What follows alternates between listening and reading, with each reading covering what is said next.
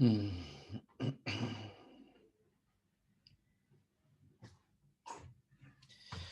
All right, let's go ahead and get started. As always, if you have any questions, please ask them in the chat box and I'll take a look at them. But otherwise, we'll just dive into it for today.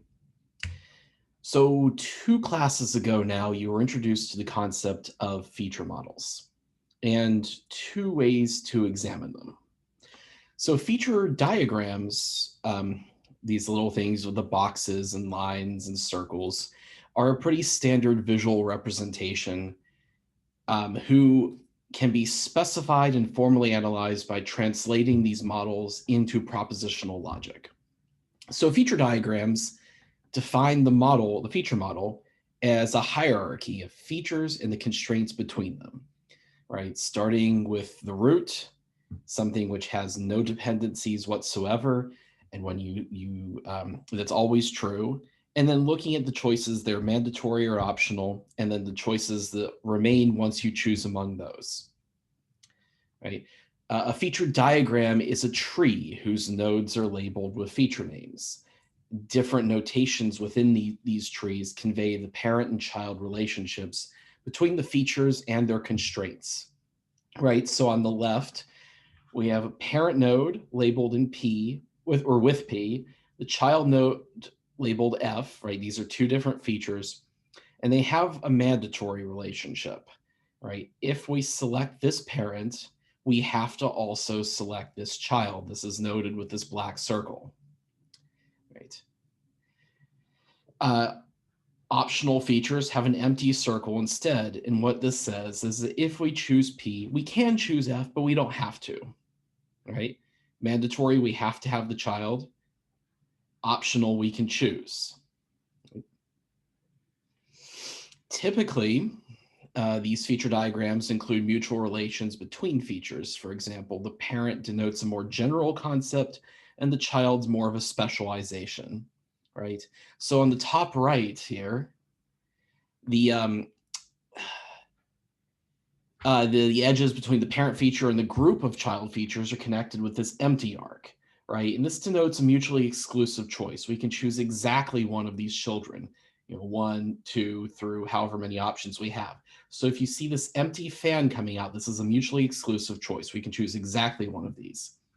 If instead you see a filled fan, well, now this is an or choice. We can choose at least one of these, right? You must have at least one, but you can have 2, 3, 4, however many you want, right? So empty fan, exactly one, XOR. Closed fan, at least one, or, right? So just to go over a quick example, and you saw this last time too, this was a sample feature diagram for embedded data management. It has 65 features, right?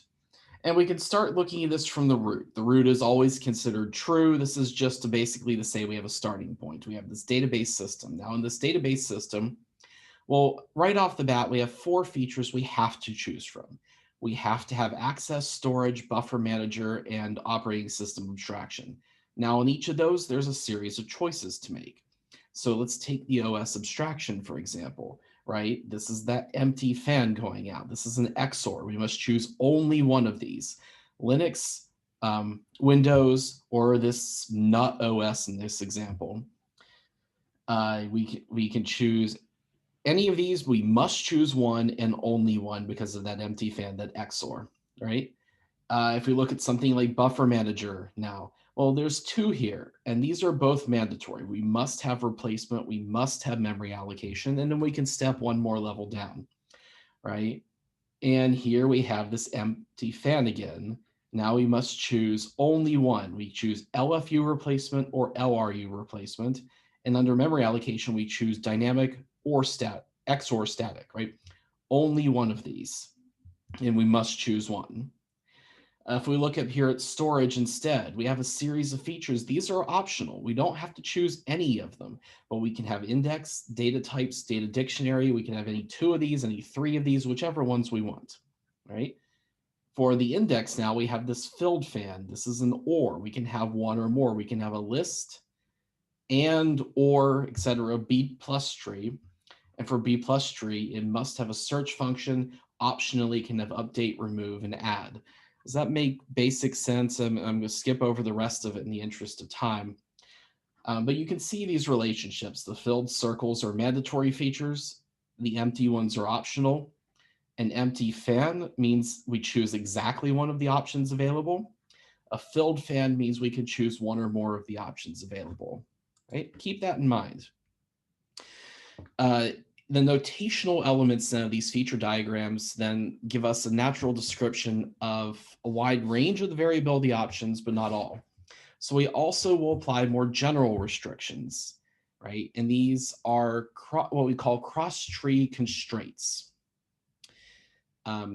These are propositional logic constraints, and the typical constraints here are implications between features located in different parts of your hierarchy. So for example, you might express this certain algorithm requires a special data structure in a different part of this feature diagram, or that a certain function is not available for an operating system that you chose elsewhere in this diagram. So these additional constraints can span large parts of your feature diagram. And we call these cross-tree constraints. So for example, for this embedded data management system, storing an explicit data dictionary requires the support of the string data type to store the attribute names, right? And so we have this constraint here. The data dictionary implies strings. So if you choose the data dictionary feature, you also must choose the string feature, right? So storing the data dictionary requires support for strings. Or for a graph library, a typical cross-tree constraint might be that the computation of minimal spanning trees requires undirected weighted edges to be supported, right? So if you choose minimum spanning tree, that implies you also choose undirected and weighted features, right? So it requires support for an undirected and a weighted edge. Largely, we focus on named Boolean features, whether we choose this feature or not. So if data dictionary implies string, just says we choose the features data dictionary and string, right? But you can also have non-Boolean elements to this or full equations as part of these constraints if you want. But just for simplicity's sake, we're going to focus largely on the constraints between choices of features. But for example, in the system that supported parallelization, the number of supported processes might lead to different derived products in the end of our product line. Or you might have constraints that are defined over the number of processes.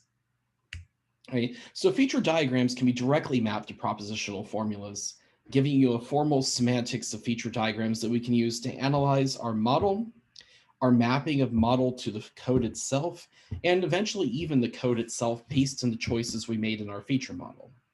Right? So in these formulae, all the feature names are interpreted as propositional variables. If the feature has been selected, the variable evaluates to true. If it hasn't, it evaluates to false. So in these examples here, P, F, and in the next slide, we'll have also, F underscore I. These are all features, right? A feature P is the parent of feature F. So a mandatory feature, right? And here we have, if we choose P, we must also choose F with this closed circle, right? That implies an equivalence, logical equivalence relationship. If we choose F, we must choose P, and vice versa. If P is true, F also must be true, right? Optional, the empty circle, is not quite as strong. The child can only be chosen if the parent is, but choosing the parent doesn't necessarily mean we have to choose the child, right? So in this case, you see this one-way arrow. If F is chosen, that means we also chose feature P, but not vice versa, right? If we choose P, F might not be chosen. That's the difference from mandatory, right? The alternative constraint, the one where we choose exactly one with the empty fan, it has as its first parameter, right, the parent feature P, and its second parameter has the set of child features, right? So that's what this indicates, is however many child features are possible, right? So formally, this is just saying we can choose exactly one of these, right? It's saying we have ORs connecting the different child features, F1, F2 to Fn. And that has a two-way relationship with P, right? So if we choose one of these children, we must also have the parent feature. If we have the parent feature, we must also have, with these ORs, one of these children, right? Now, in this first part, this is not strong enough. This would be saying that we could choose at least one. So we have this additional and constraint for every pair of children, not one and the second, right? So let's say we had exactly two features here. What this would say is that feature one or feature two is equivalent to the parent. So if we choose feature one or feature two, we must also choose the parent. If we choose the parent, we must also choose feature one or feature two. And in addition, not want feature one and feature two, right? We can only choose one of them, right? In the second case, the OR, where we choose at least one of these, we have a simpler formula that's a subset of the alternative. We just have that first part, right? Right, so this takes in the parent in the set of children, and it says that if we choose the parent, we must choose at least one of the children, feature one or feature two, and so on. And if we choose one of the children or more, we must also have the parent, right? I hope this is clear. If it's not, I can revisit this, but you can let me know in the chat if you have questions, right? But this is just formally encoding what you see in these diagrams. Right. Now, these examples have been between a parent and one or more children, but can be expressed between any pair of features. We can define any arbitrary propositional formula between any two features, and those are those cross-tree constraints I just mentioned. Right. So this has mainly been review of the last lecture 3 so far, but today and continuing through for the first part of Thursday's lecture, we're going to use this notion of propositional logic. And this propositional logic lets us use automated tools like SAT solvers to test interesting properties, to ask questions of these feature diagrams, and to check the validity of these diagrams and eventually of the code that we produce for the real system as well. We can check the validity of different feature selections. We can detect dead features, ones we can never actually select. And we can compare one or more feature models together to see how they relate to each other, right?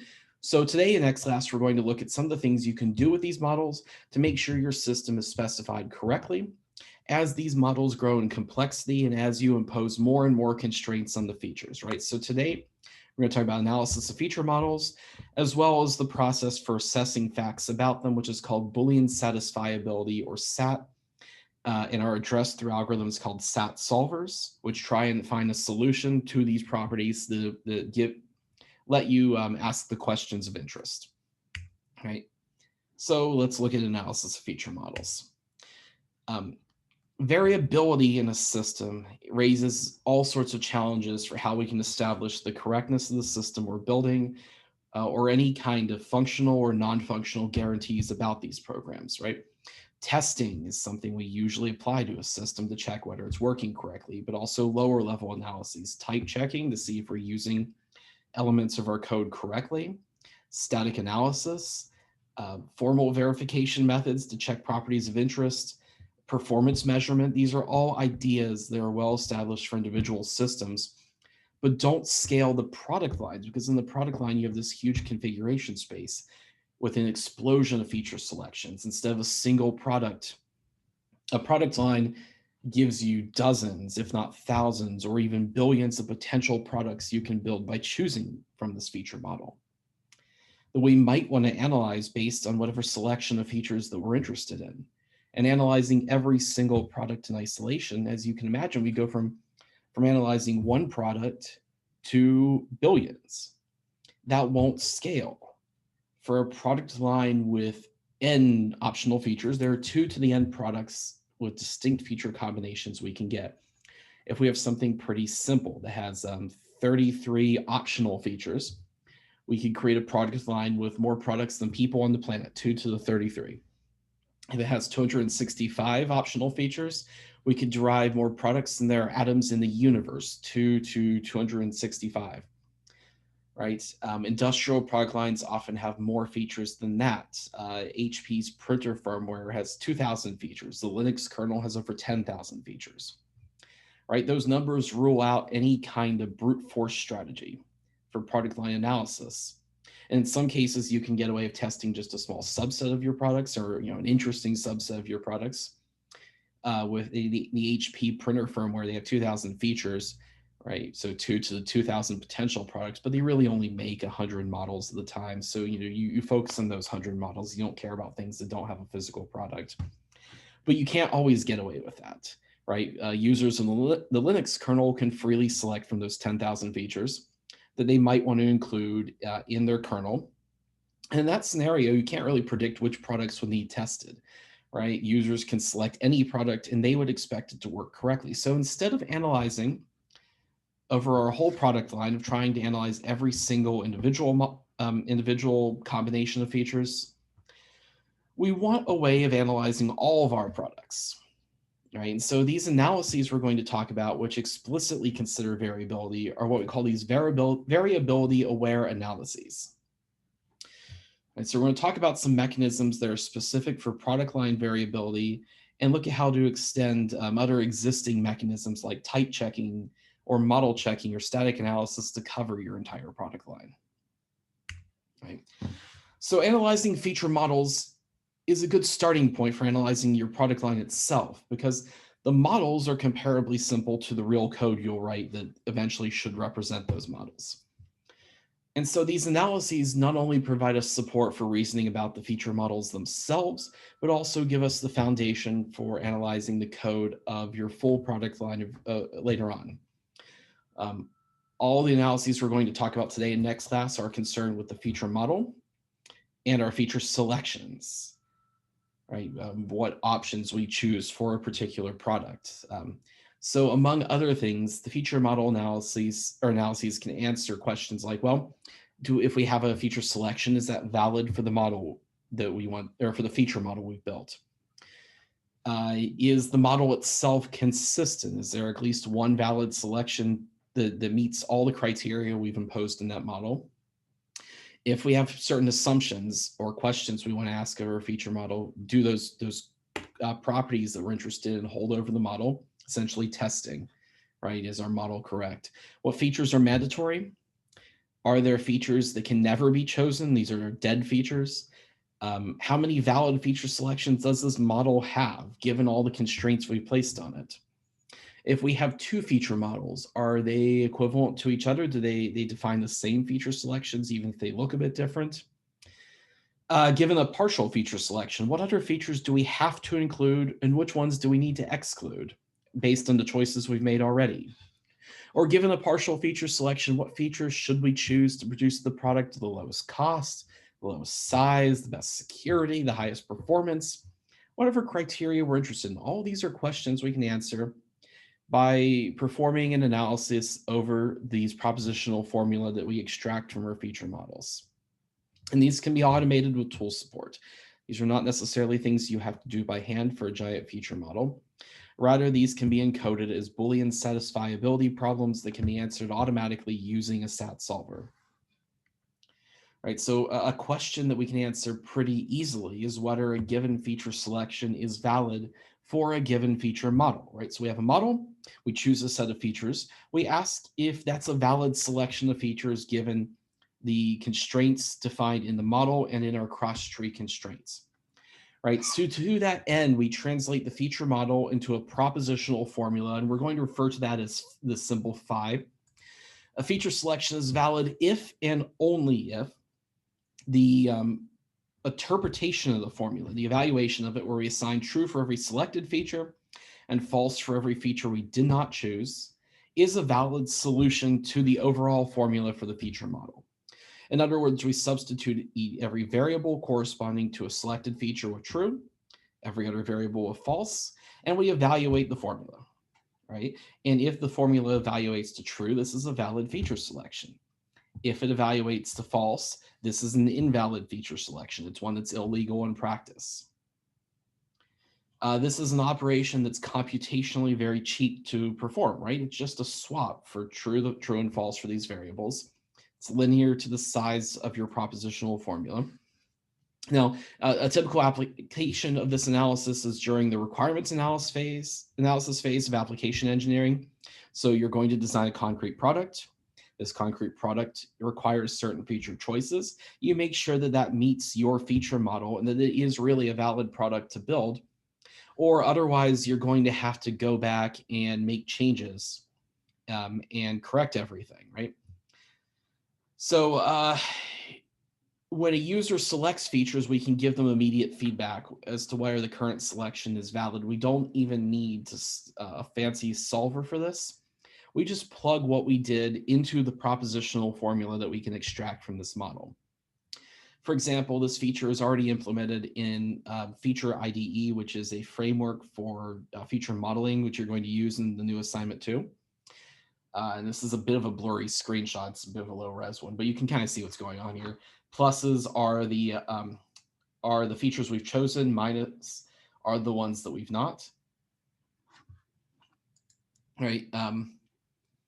And this can start to be filled in as you start to select features. So as the user selects features, we give immediate feedback as to whether this is a valid selection, right? So next to the root, we get a plus or minus indicating, or we get an indication of whether this is a valid selection. Right now, our selection is valid with 4 possible configurations, right?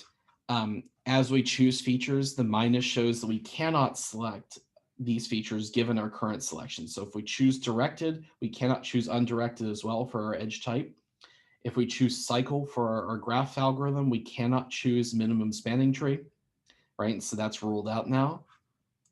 And this is just based on this idea that as you select features, you substitute true or false into the model, simplify the formula, right? And see if what you've chosen is actually valid according to the constraints you've defined.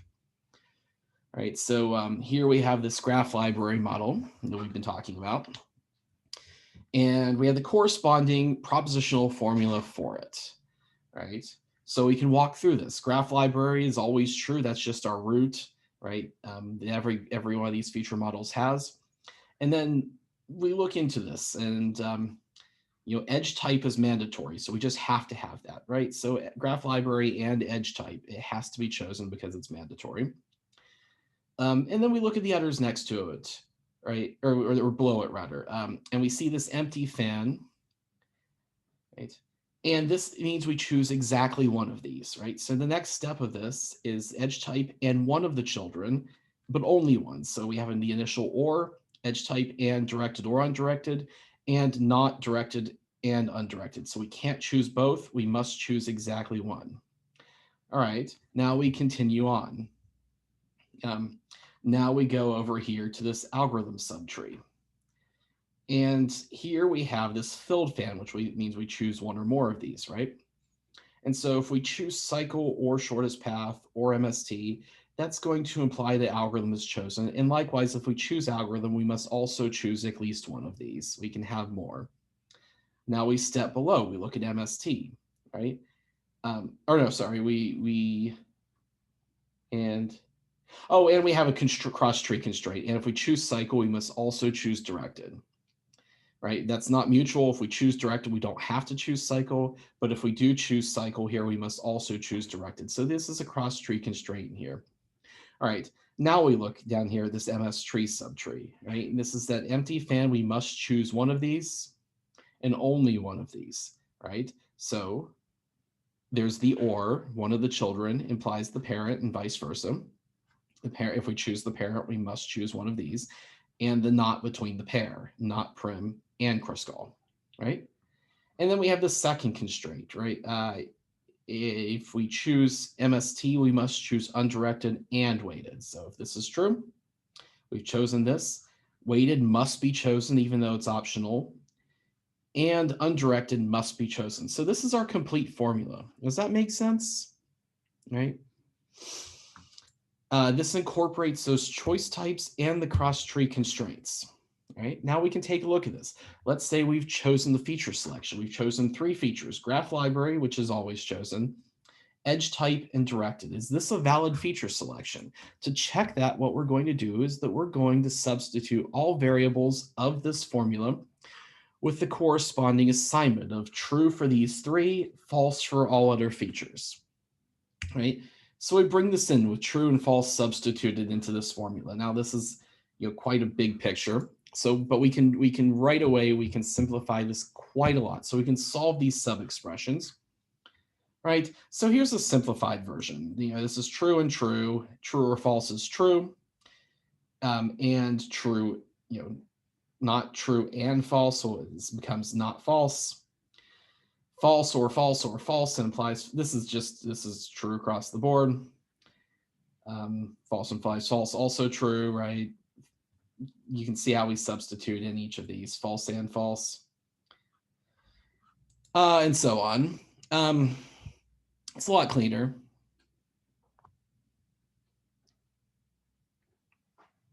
All right, so there is a question in the chat. For building a graph library, we want to include all the different alternatives and let the client choose which parts of the library they use. This depends on how you implement this, right? This is just saying that if we make certain selections, it's going to rule out others. Now we'll get into this a little more with implication or with implementation next class, but you could implement this in a highly customized form for a client where you give them a compiled version that only has the features they need, right? Or you could have executable that does have all of this in it, but when it's launched, you make the selections of the configuration you want to choose, right? So you could give this very tiny, very lean executable that's going to be very fast and very easy to use, but only has a subset of the features. Or you could give a full executable, but you still might have to make certain selections. So I hope that clears it up a little bit. And you'll see this a lot more when we get into the implementation. We'll go over the different options next class a little bit. Okay, but right, we can simplify this a little, and when we solve this expression, we see this as a valid feature selection for this model. Again, just take the propositional formula, substitute in what you've chosen, see if it is valid. Let's take a look at another one. Now we want to see if this feature selection is valid. We've chosen graph library, edge type, directed, and undirected. Now I imagine you can see that there's certain problems just looking at this, but again, we can substitute into the formula the true and false. So we've chosen these four. Anytime any of these appear, they become true. Any of the others become false. And we solve this expression, right? And again, we can clean it up by solving the sub-expressions. And we have a problem in here. We see here that this particular sub-expression is not true and true, right? Because of our constraints. And now that's false. So that means this entire thing becomes false. And this is not a valid feature selection. We cannot choose directed and undirected at the same time. If we go back for a second, you see this open fan, which means choose exactly one of these, right? But we can plug this in and we see that it violates the formula, right? So this is not a valid feature selection. So the next question we might want to answer then, and a little more complicated, is whether there's any valid feature selection for a given model, right? If we have a hugely complicated model, if we've imposed a dozen different cross-tree constraints, 100 different cross-tree constraints, we might end up with a case where we're not really sure anymore. So we say a feature model is consistent if it has at least one valid feature selection. Otherwise, we say the feature model is inconsistent. In a model with many cross-tree constraints, this question is not trivial to answer. Often you have contradictory constraints that you've added by accident. And as a result, no matter what you choose for this model, you get invalid features, or at least a large number of invalid feature selections. So naively, one thing we could do is we could automatically check all possible feature selections until we find a valid one. But that's something that's really hard to do by hand, that doesn't scale to larger models, right? And so as a result, determining whether a feature model is consistent is an NP-complete problem, meaning there's no guaranteed efficient algorithm. So in practice, we encode this question as a Boolean satisfiability problem and use a SAT solver to automatically compute the answer of A, is there a valid feature selection? And as an extension from that, well, what are all of the valid feature selections that we can choose for a model? So to ask whether a feature model is consistent, we simply determine whether its Boolean representation is satisfiable, right? And we saw what we call this sat of phi. Is this a satisfiable formula? Modern sat solvers can solve many of these problems with great efficiency, and it can also output the first valid feature selection they find, which is a solution to that formula, or they can iterate over all the possible satisfying feature selections in many cases. Sat solvers use different algorithms that efficiently search the state space for a valid assignment, avoiding dead ends in this process. And we'll talk about this process a bit. There's another question in the chat. Is one takeaway here that cross-tree dependencies should be avoided? And no, and you can't really avoid these. You're going to almost always have some, right? There's a reason that you're building a system with all these different types of options in the first place. And often these options have to have constraints with each other. I guess the key takeaway here is to be careful and to make sure that the constraints you're adding make sense. Often, if you have contradictory constraints, that means you've either made a mistake in their formulation or you just haven't really thought it through. You have some constraints that maybe you don't need or are too strong often, and then a weaker version would give you the result you wanted. So really, the answer is to be careful, but you can't in practice avoid cross-tree constraints.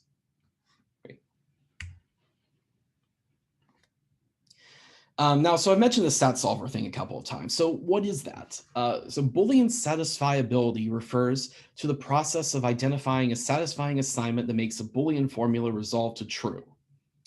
Right, so given a formula, can we choose values for the Boolean variables in this formula such that it gives us an answer that is true for the whole formula in the end? This problem is defined specifically over a formula written in what we call conjunctive normal form, or CNF, where we have a set of clauses. Clauses are conjunctions, we have a set of clauses in conjunction with each other. Sorry, so clause 1 and clause 2 and clause 3 and so on. And every clause is formed with a disjunction, formed with ors of Boolean variables or their negations, or Boolean sub-expressions like x is less than 5 would be valid in these formulas. So this form, this conjunctive normal form, is the conjunction, the anding of clauses. The clauses are disjunctions made up of ors of literal variables and their negations, right? So in SAT solving, the problem asks if there exists a truth assignment such that this expression is true, right? In this simple case, we have x1 or not x2, and then this is a clause, and a second clause, not x1 or x2, right? The clauses can only have or, they cannot have and within them, and the clauses are connected by ands. Nots are valid within the clauses, though. Right? So I guess I sort of already mentioned this. If we go back earlier, as a question in the chat, how do we find the Boolean formula? It's from the graphical notations in the feature model. If you go back a few slides, you can see the translation for mandatory and optional features, and then those fans where we choose either exactly one child or at least one child. And then the question that won't it become too complicated if we have many features? Yeah, it's going to become pretty complicated, but often you're not doing this by hand, right? This is you can extract the formula from the models pretty efficiently just using tools. And then the tools use these SAT solvers automatically to give you answers, right? So it does become complicated, but it's not something that you're doing with pencil and paper in the most cases. Right, so in the conjunctive normal formula, or normal form, we have, again, a bunch of variables. These are put into clauses using or and not, and then we connect them with and. I kind of already mentioned that, but just to make it extra specific. And here's what we're concerned about. We're interested in finding out if there exists a Boolean assignment for each variable, in this case, each of our features, such that the formula evaluates to true. Right, so in this case, we have x1 through 5. These are Boolean variables.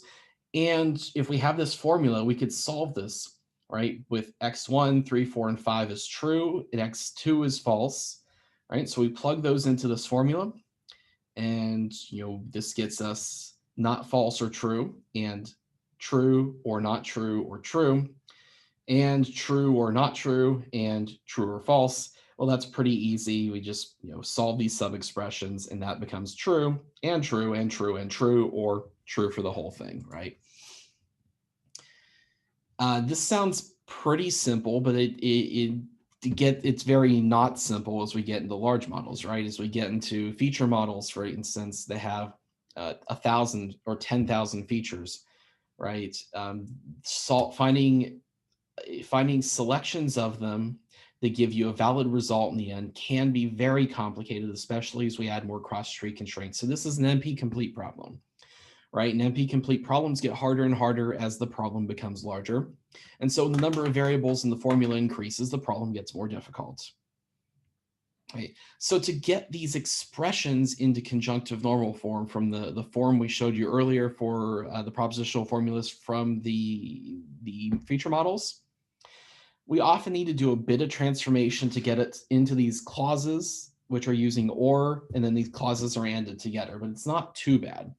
Just requires, it's probably a little review from what you've covered in earlier classes on logic, right? A few things to keep in mind are De Morgan's laws.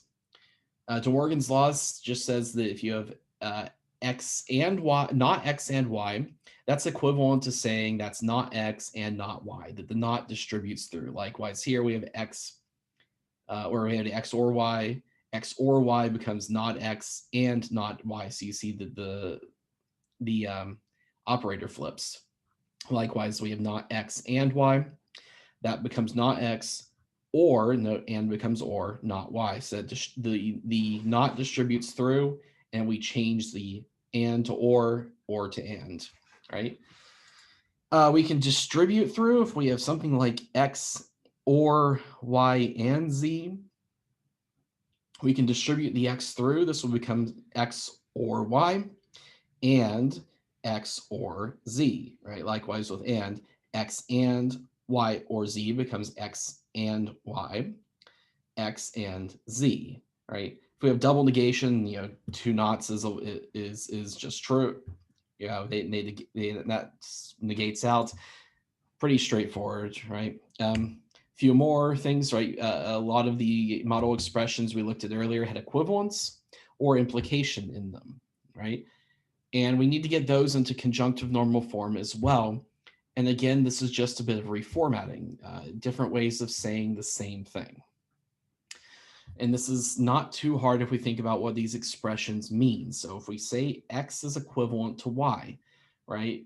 Well, if we choose x, we must also choose y. If we choose y, we must also choose x. Well, that's equivalent to saying that x implies y and y implies x, right? If we choose x, we must choose y. And if we choose y, we must choose x, right?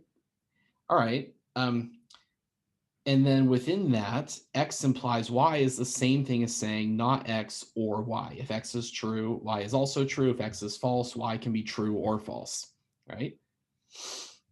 So saying x is equivalent to y can be translated then into not x or y and not y or x, right? So that, again, just think about what these expressions are saying, and this way we get it into conjunctive normal form, which is very amenable to the SAT solving. So let's go through an example of translating a model into conjunctive normal form. So here we have a pretty simple feature model. And if we think back to our logic rules for this visual representation, right? And we have those here. Then we can extract the formula from this model and translate it into conjunctive normal form. So what are the formulae to describe this model? First, this VOD is the root, so it's always chosen, right? So VOD is equivalent to true.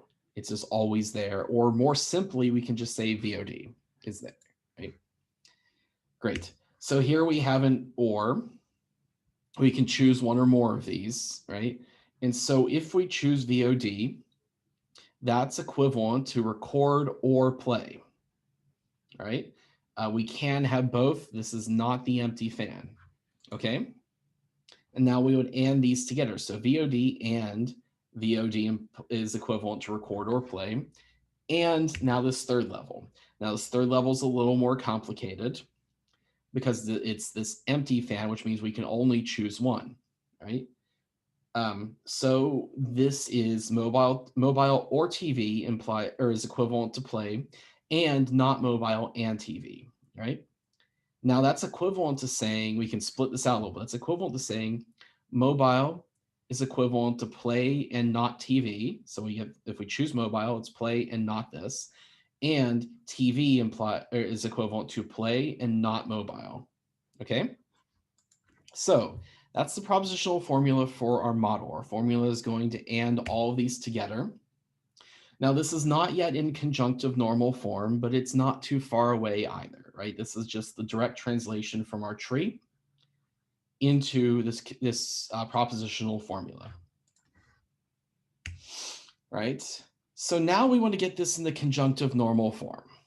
And so we're going to have to do some transformation within this, right?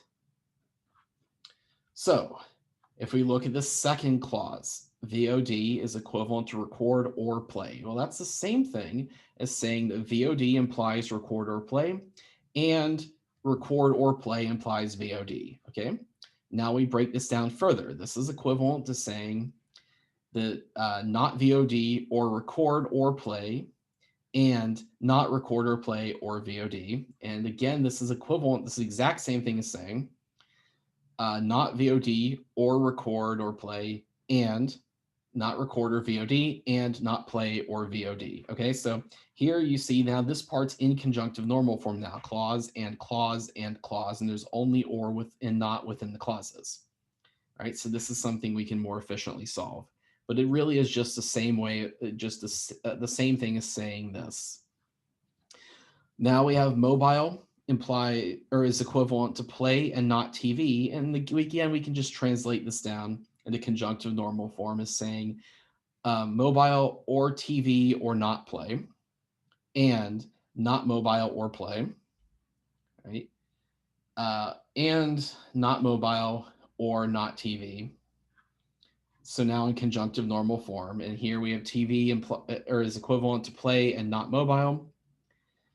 And again, we translate this in the conjunctive normal form, right? You may want to review these slides a little later on just to make sure that you understand the transformation. But these are two equivalent statements. It's just the second version is one that we can plug directly into a SAT solver, plugging in true or false for the choices, and see if we can find a valid configuration, right? Now, many solvers use a specific format that's called DIMAX. This is not too complicated. But just a little bit of translation from the conjunctive normal form into just the format we can plug into the solver. What we do is we map the feature names to integer identifiers. So rather than saying VOD, we say 1.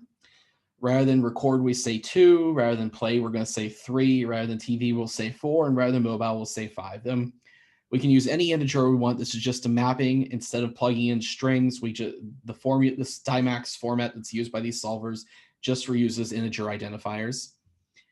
We can use any integer we want as long as we identify it consistently, right? So pretty straightforward so far. Then we substitute the feature names with the integer IDs in this conjunctive normal form expression, right? So this is our expression, and we're just going to plug in 1 for VOD, 2 for record, 3 for play, 4 for TV, and 5 for mobile, right? And so far we just have this transformation. Easy enough, substitute in the ID numbers. Third, we're going to store every clause in its own row in this file format and omit the and symbols. They're implicit, right? So we have each clause becomes a row, right? 1 for 1. There's 3 clauses here, rows. This is clauses 2 through 4. 3 here, right? So 5, 6, 7, 3 here, 8, 9, and 10. So we have 10 clauses in this formula. Each gets its own row. We substitute out the negation signs for just minus symbols in this format. So again, you can see the mapping.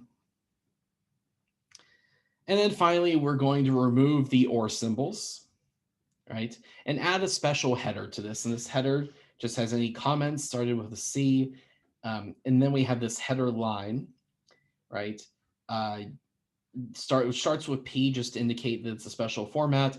It's a CNF equation. It has 5 variables and 10 clauses, right? So this is read in by the solver just as some metadata.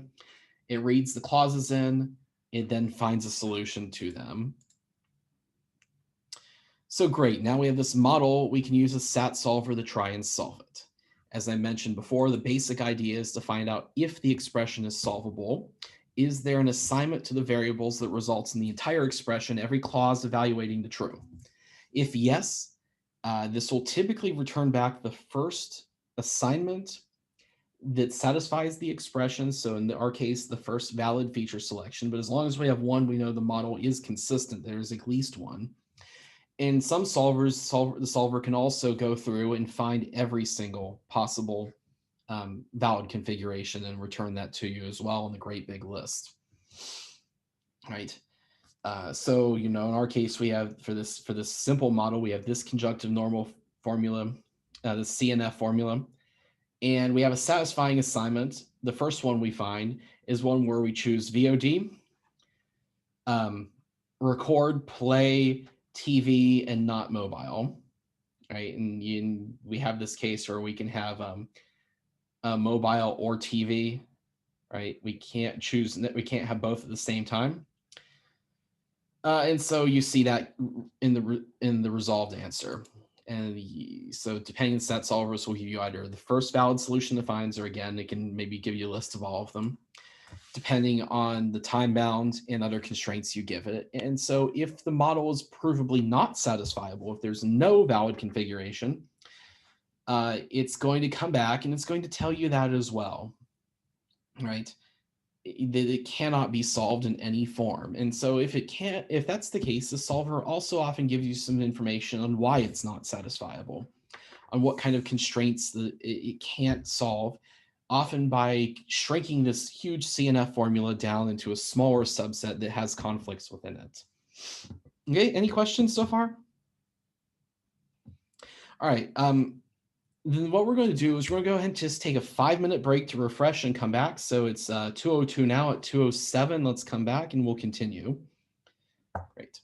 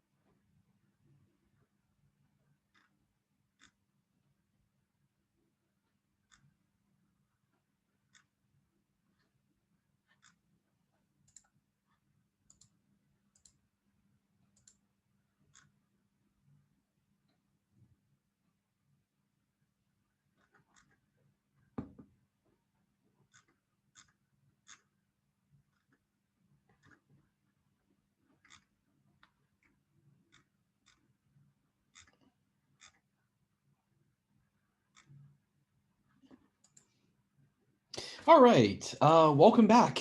So the next thing that we're going to do is just try this out a little bit. So I have an activity for you guys. This is in the Files tab on Canvas, but there's a link right here in the slide. That's bit.ly/3 LZQ7WL. Right, so this will take you directly to the activity. And what we have is we have 4 simple feature models. Start with A and B. If we have time, you can also look at C and D. And for each of these, translate the model into its propositional logic formula, right? Note also the cross-tree constraints with A, B, and D, right? So we have some cross-tree constraints here for each of them, right? And those that have to be factored in as well. For each of them, see if you can identify 2 valid and 2 invalid feature selections if possible. And for each of those, try and determine whether the feature model is consistent. Are there any valid configurations? If you can identify one, then it is consistent. But if you can't, it's not. If it's not consistent, is there a reason why? And right, so try these out. We're going to take it's about 210. We're going to do is we're going to take 15 minutes and just do as many as you can. Start with A and B, and then we're going to talk about the answer, right? So about 220 to 222-ish. We'll talk about this a little bit. Try and do A and B at least, though, right? And then we can talk about the solutions and compare to your expectations. In the meantime, I'm going to be keeping close eye on the chat. If you have any questions, just let me know in the chat and I can address those, as it's likely others have similar questions as well. Right, but let's give this a try and see if it makes sense.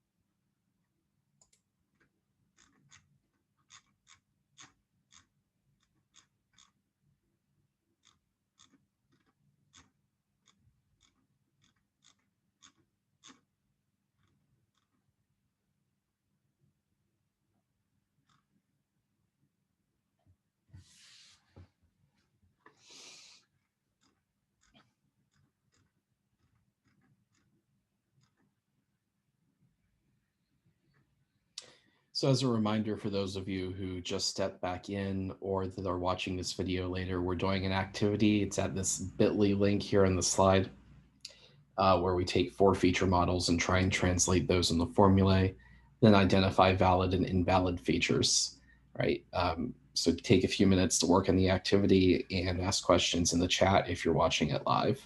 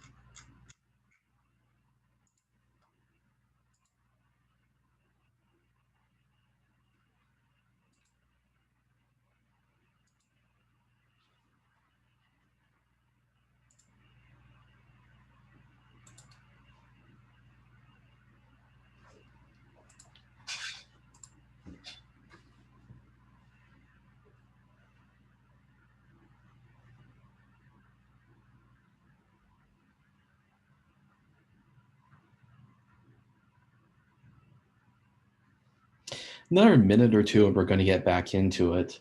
Has everyone had at least time to solve A, if not B as well?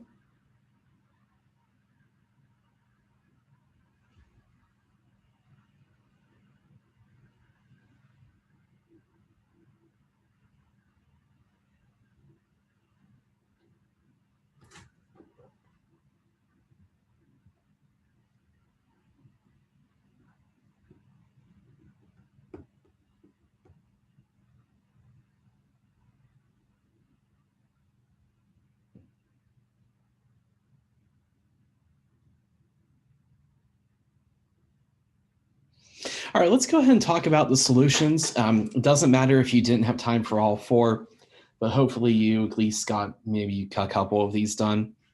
We'll go through the answers to all four. If there's anything that's not clear, feel free to ask about it. All right, so let's start with A. And we have this pretty simple model here, right, with features A, B, C, D, E, and F. We're going to translate it into the propositional formula, see if we can identify some valid and invalid feature selections, and as long as we get at least one valid one, it is consistent, right? So A is always chosen, right? B is an optional feature, so if we choose B, that implies A is true, right? So that's in there. D is an optional feature, so if we choose D, that implies A, so there we go. C is mandatory, right? So if we choose, so C has a strong relationship. It's a two-way, not a one-way. If we choose C, we must choose A. If we choose A, we must choose C. So that's encoded in here, right? And then here we have this open fan, right? So this, we must choose exactly one choice, right? And so if we choose C, that implies we choose either E or F and not both E and F, right? Now we also have this cross-tree constraint that if we choose E or F, that also means D has been chosen, okay? So that gets factored in here as well. So we have this formula, right? So what are some valid feature selections? Well, for one thing, we could choose A, B, C, D, F. So not both of these, right? We can only choose one. So, well, we could choose all of them except for E. That'd be great. We could also choose all of them except for F, and that would be just fine as well. Or we could go a little simpler. We could have A, C, D, and then E. Now, since we chose D, we have to have one of these, right? And we have to have C, which in turn is going to mean we need at least one of these, right? But that also means that we have to choose D as well with them. So those are two valid feature selections. For invalid, well, we can't choose all of them, certainly, because we have to choose between E and F. We also can't choose a combination that includes one of these children but doesn't have D because of this constraint. Does that make sense? I hope. All right, and then we have at least one valid, so it is consistent. Nothing too crazy going on here. All right, so let's look at the second one. We have B. Now we have features A through G, right? B is mandatory. So if we B and A have this two-way equivalence relationship. If we choose B, we must choose A. If we choose A, we must choose B. C is optional, right? So if we choose C, that means we chose A. D is optional. If we chose D, we chose A as well. Okay. C has this fan, so we choose E or F, but not both. Right, so that's in here. If we choose C, we must choose E or F and not both E and F. G is optional, so if we choose G, we must choose D. And we have two constraints. If we choose D, we cannot have B. And if we choose E, we must choose G as well, okay? So is this okay? I mean, there is a clear problem here in that if we choose D, we can't have B, but B is optional. So that effectively means that D is a dead feature, right? And if D is a dead feature, that means G is as well. If we can't choose D, we can't choose G because they're related. And because we have a constraint, if we choose E, we must have G. Well, that adds a potential issue in here as well, right? Because B is mandatory. If we choose D, if we choose E, we have to have G and D, but we can't because B has to be there, right? So that means E, D, and G are dead features. We can't have them in a valid selection. The rest are fine. So A and B, that's totally valid. A, B, C, and F, that's great, right? But we couldn't have A, B, D, and G because of this cross-tree constraint. If we have D, we can't have B, but B has to be there. Does that make sense? Right? So that's going to introduce here some issues. That means you probably made a mistake when you came up with this constraint, or there's a mistake in your model, like maybe B should not be mandatory. If B is optional, that's great, right? But because B is mandatory and this constraint exists, we have some issues in this model where we can never have three particular features.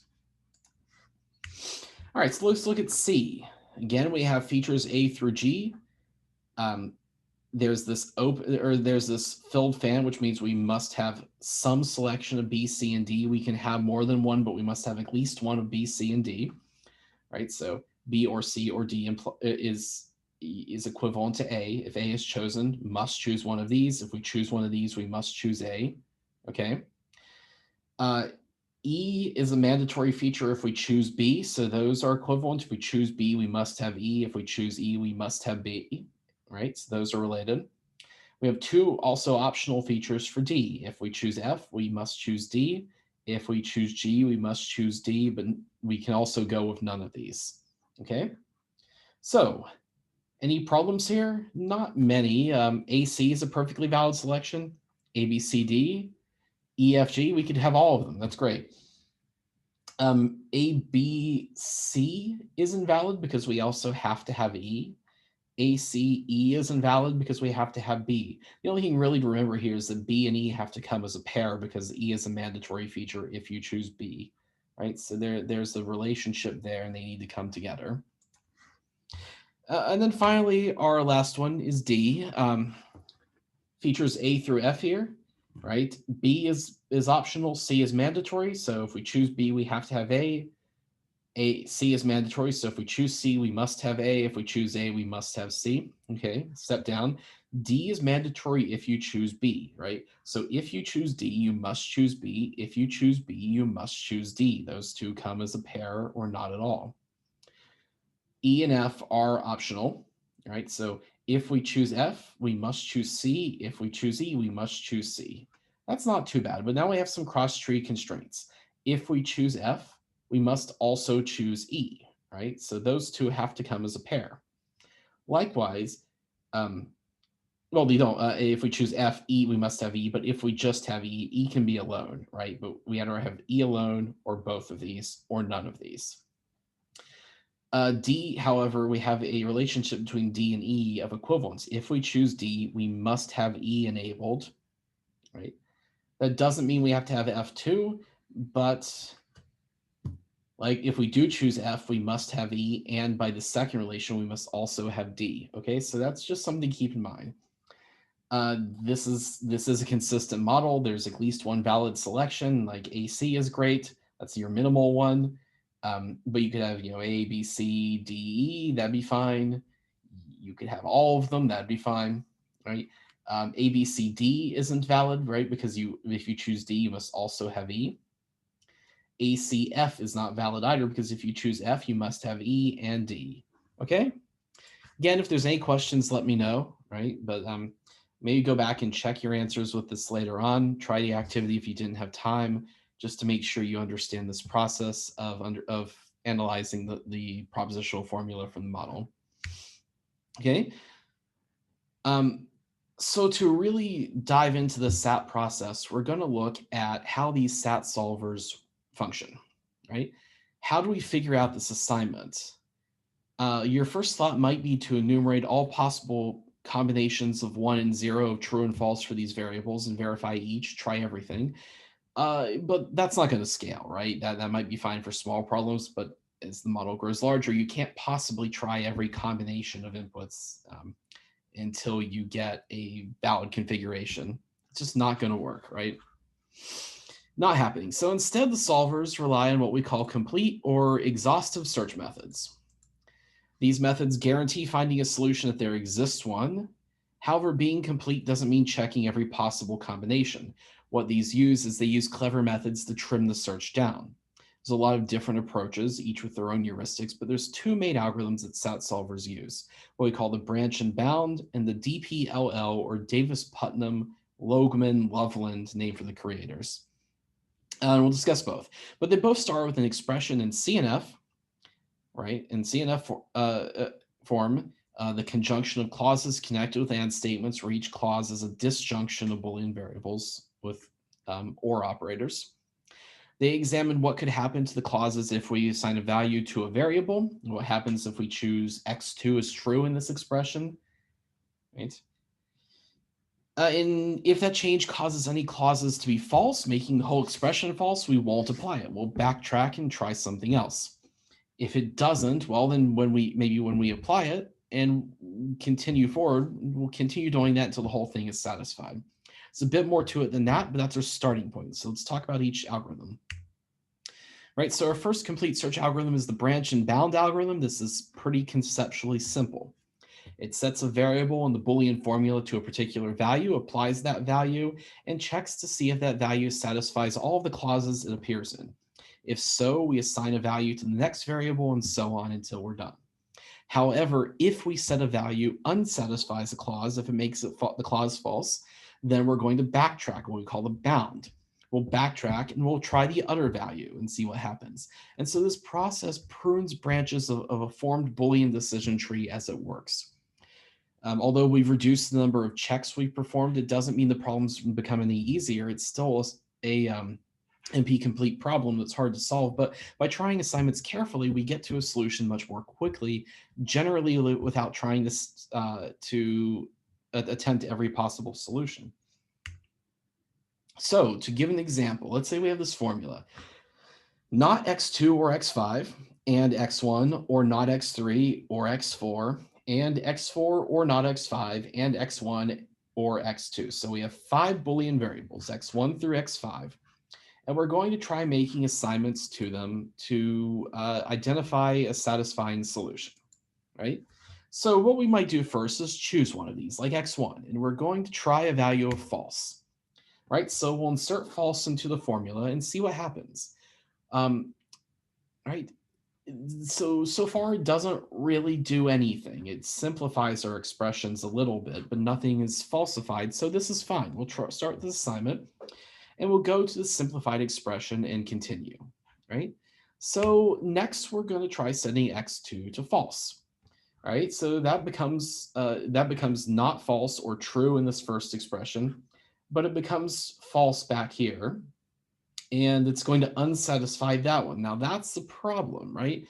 So what we're going to do then is we're going to stop and backtrack and assign a true value instead to x2. And that's going to satisfy this clause. And this one, the first part is false, but it's still fine because we still have x5, okay?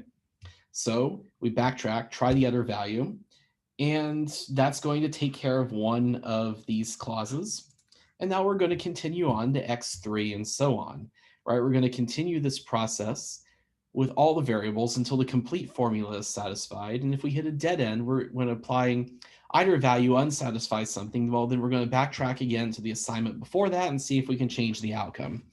So this is almost like a depth-first search in a graph where we go as deeply as we can in the form decision tree and backtrack when we can't make any additional assignments without unsatisfying something. So another common method of solving these formulae is the Dpl algorithm. And it's pretty similar, the branch and bound, with a slight difference that often makes it a little bit more efficient. So how it works is it selects a variable or its negation. It's going to assign the variable a value if the result is true and satisfies the clause. Then we remove all clauses containing that variable from the formula, creating a nice simplified formula. On the other hand, if it becomes false due to negation, we remove only that specific variable from the clause. And so this is sort of like branch and bound, but we kind of look at the clauses and recursively make assignments and simplify the expression until we find the solution.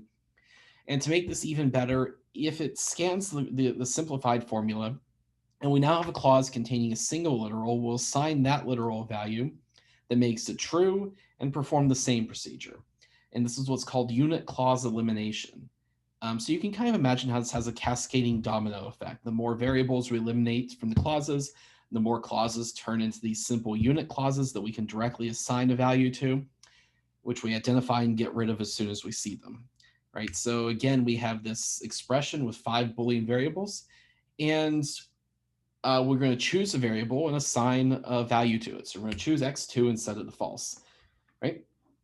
And right off the bat, we actually see that that solves this first expression. Not false becomes true. That's satisfied. Back here, that's false. That's fine. So we go through and remove the first clause because now it's solved. Great. And then we remove x2 from any other place it appears, which is back here. And so we get a slightly simpler formula with only 4 variables now, x1, 3, 4, and 5, right? Now we look at this, though, and we see a unit clause. We see x1 by itself. So what we're going to do now is go in and assign true to that. And that removes that. That also solves this clause and removes it. So now we're down to x4 or not x5. So only 2 remaining variables. And so what we can do is then, fine, we try saying false to x4, and that leaves not x5. We set it to false. And so we get this assignment, right, of x2 is false, x1 is true, x3 we don't really care about. It's not necessary, right? We can solve without it. But if we want, we can fill in true or false for it. And x4 and 5 are false. Okay? Cool. So that gives you an idea of how this process works. Now, there's all sorts of other things we can do beyond just identifying the list of valid feature selections.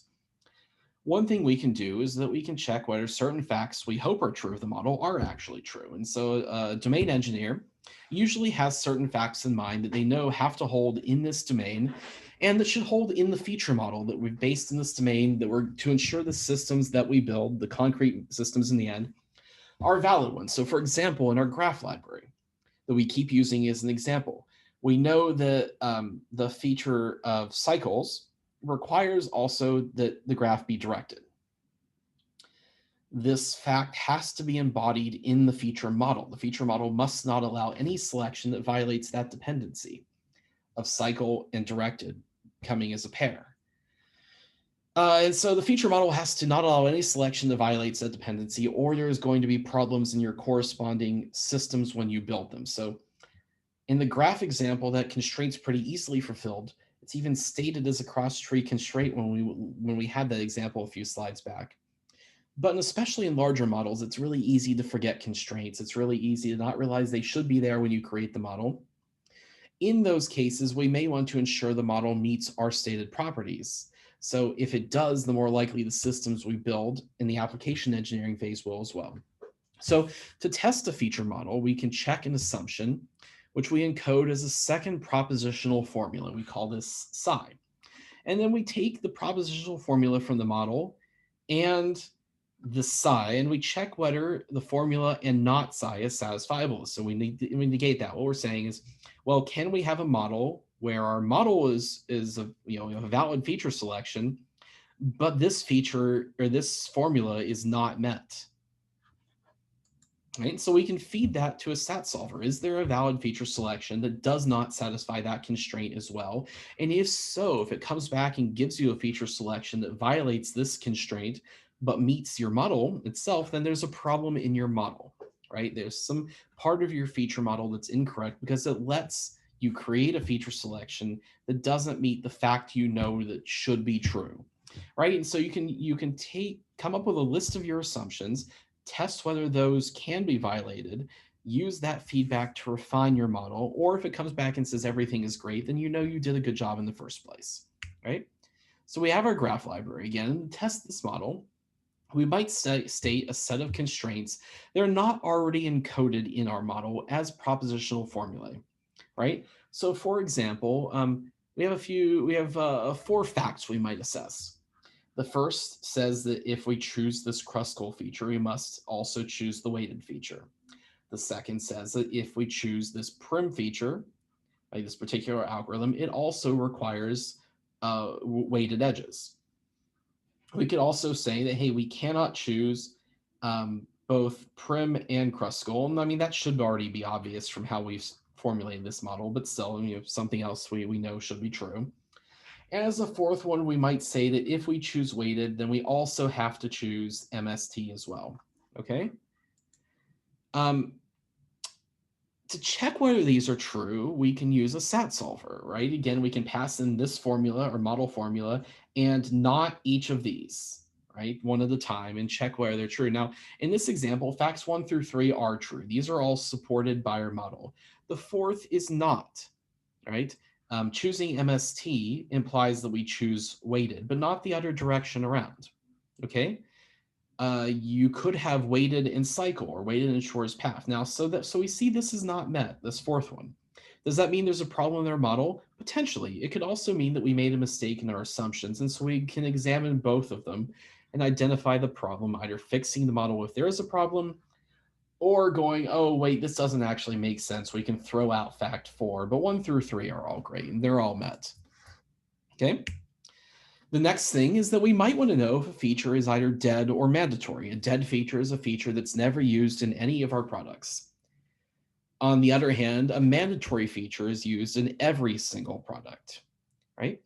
So given the formula for our feature model, and there is at least one valid feature selection with a particular feature, if and only if, right? So if the formula for the model and F is satisfiable, that means there's one or more valid selection that does have that feature. Okay, that's pretty normal. That's just checking if this feature is possible in any model, okay? If the formula for a model phi and not F is satisfiable, that means there's at least one valid selection without that feature, okay? So those two things give us some information we can use. A feature is dead. It's in no possible model if there's no selection at all with that feature, right? So if we pass it the formula in F and say if we assert not phi in this feature, and it comes back and it says, yeah, right? Then the feature is dead. We can never choose it, right? So we can use this information to determine if the feature is dead. Feature is dead if there's no valid feature selection with it, right? If we cannot satisfy this formula of phi and F, if we cannot meet it with our SAT solver, the feature is dead. It's mandatory if we cannot satisfy one without it, if we cannot satisfy phi and not F, okay? So to detect all dead or mandatory features, we can iterate over the set of features. A usual application of detecting dead features is to give you some warnings in your feature model editor as you form your feature model. The editor might go and check for dead features and come back and say, hey, you can never select that, right? If a dead feature is detected, we can alert the developer because that usually means that there's a problem. It means no possible product will ever have that feature, which makes us ask why that feature is there in the first place, right? So this usually means we made a mistake in our cross-tree constraints or our model itself, but usually our cross-tree constraints. The result in that feature never, ever being selected. An editor can also issue a warning of what's called a false optional feature. We indicate the feature is optional in the model, but the analysis comes back and says, hey, it's actually mandatory in all of your valid feature selections, right? So that's a false optional feature. Dead and false optional features can be considered indicators of a feature model that might have some defects in it. We probably made some kind of mistake when we specified the model, and that's really easy to do when we evolve the model over time. We add some constraints that we didn't have originally, and we just made some mistaken assumptions. So we have a graph library again, and this model has no dead features as it is. That's great. Graph library and edge type are mandatory because the root's needed no matter what, and we say that edge type is mandatory with that filled circle. If we also made undirected mandatory by adding a constraint to this, it's just the model plus undirected, then that would become a problem. If we required undirected, right, that would make directed and cycle as a result dead features, right? Because if we choose cycle, we have to choose directed, right? So there would be a problem if undirected was actually made mandatory. But as it is, this one has no dead features. All right. Now, as a user chooses features during selection, some features may no longer be selectable because of the partial selection we've made so far, because that would invalidate the feature model. Others might become required based on the partial selection we've made. So a good feature editor can provide a tool support to infer feature selections by automatically disabling or hiding unavailable features and selecting implied features automatically. This is a mechanism called constraint propagation. So far we've been talking about feature selections as a full set of choices we've made and assumed any features not within that set are just not chosen deliberately. So in contrast, in the partial feature selection, we've not yet made a decision about everything. We've just taken certain features and decided that those are included or excluded. Okay. This is normal as product configuration, product derivation are often an incremental process. So there's three possibilities then. A feature is selected, a feature is deselected, and we've said we're not going to use it deliberately, or we've just not made a decision yet. As a consequence, we can specify a partial feature selection with two sets, the set of selected features and the set of deselected features, right? And then the union of these should be a null set. There should be nothing that's selected and deselected at the same time. So we can use this then. Determining which features must be selected or deactivated given the partial feature selection then is similar to detecting dead or mandatory features.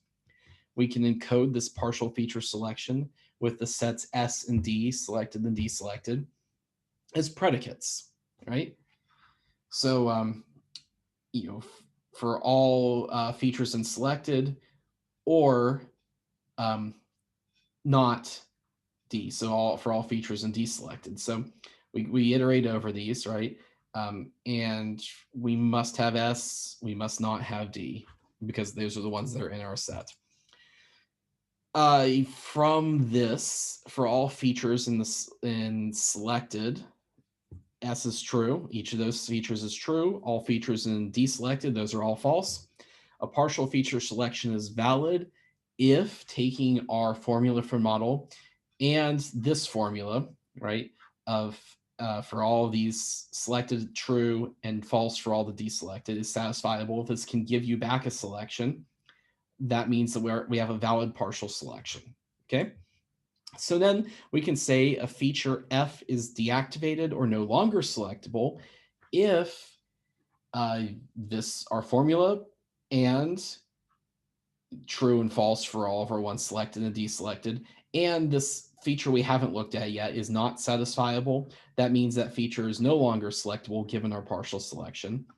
Or on the reverse side, if we and not F, that's no longer satisfiable. That means that this feature must be chosen now. But based on our partial selection, we can no longer have this false. That means it's not satisfiable. Does that make sense?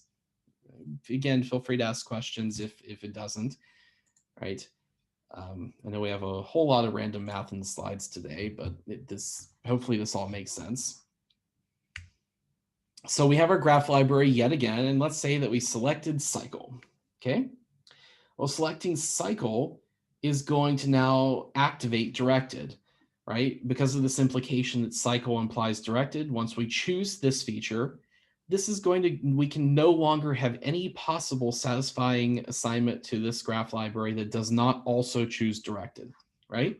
So if we choose cycle, well, now as a result, we must have directed in all of our feature selections, right? So we can detect that and automatically add that in.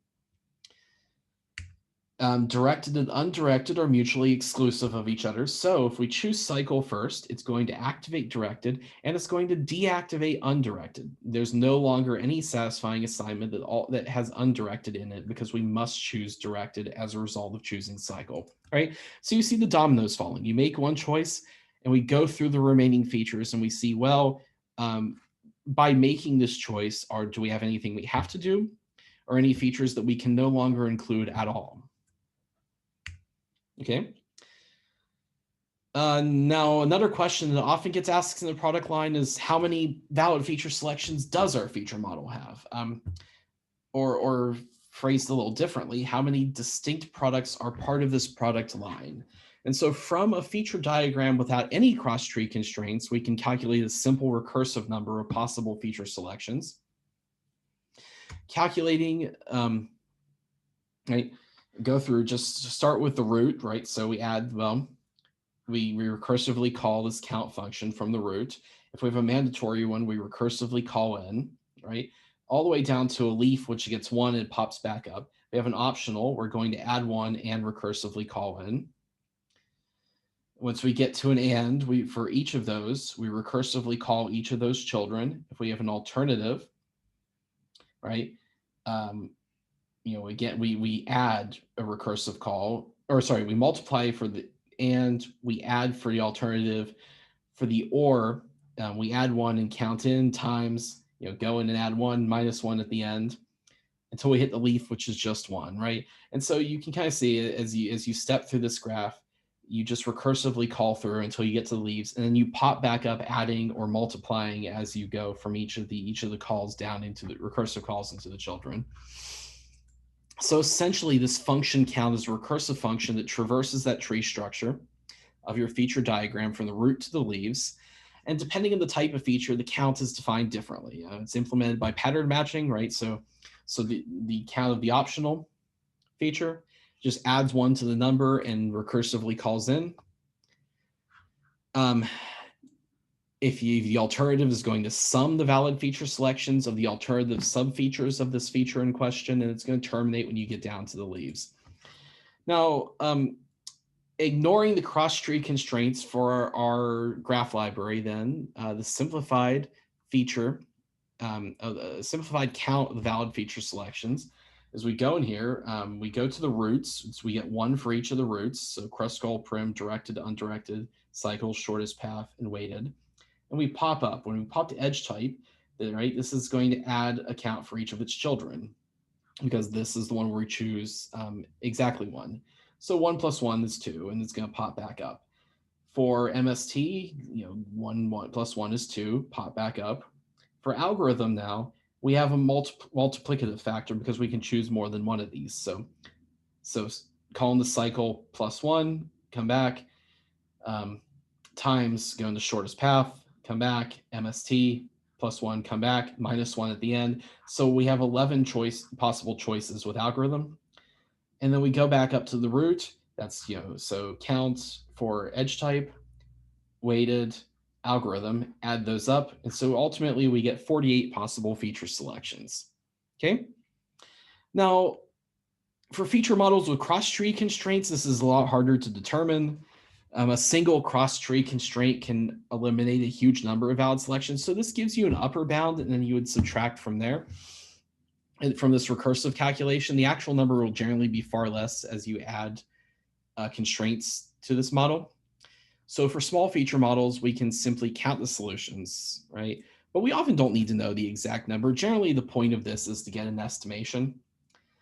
Most tools only give you a basic approximation, like an upper bound or information on a potential lower bound, which are cheap to compute. And in general, you might just want this estimation for some basic planning tasks. Computing the upper bound is mainly useful for planning an estimation of how hard a task could be. You often don't need to know the exact number of valid selections, but a SAT solver can also sometimes give you that for models that aren't too complicated. Okay, any questions on this? All right, so we're going to go ahead and wrap up there. The basic idea is that feature models can be expressed using these propositional logic formulae, right, based on the model and the cross-tree constraints. Any valid feature selection is going to make this formula true. And SAT solvers are useful for identifying valid configurations, coming back and saying, hey, this is a set of features that's perfectly valid to choose, or this set of features is illegal. If you can't find any, then the model is inconsistent. But this idea of using SAT solvers to ask questions of the model gives you a nice automated method of looking for mistakes in feature models, ensuring that they do depict exactly what you hoped, especially as you add potentially contradictory constraints to them. And this lets you ask all sorts of questions of models. It lets you check whether certain facts are true of the models. It lets you compare different models. It lets you look for features that are mandatory, even if they're marked as something else, or features that you can never choose, to help make sure that you create a model correctly. Now, this idea is also useful as we get into mapping the models to the code and mapping the problem space to your application space as you go from this product line of assets into the particular individual concrete products that you give to the customers. Any questions on this? All right. Next class, we're going to talk about mapping of the models to the code a little bit more in analysis using these stat solvers to ask questions of our feature model and our code itself. And then in the second half of the class, we'll start talking about actually implementing variability and some of the methods and dimensions that you use to design your actual code to use these reusable assets you're designing in the domain engineering process. Okay, you presumably turned in your assignments on Sunday. Those are off to the TAs who are going to start grading those soon. Assignment 2 is up if you haven't seen it yet. It went up yesterday. It's due November 29th. And it's based on essentially lectures 2 to today, right, and a little bit at the start of next class.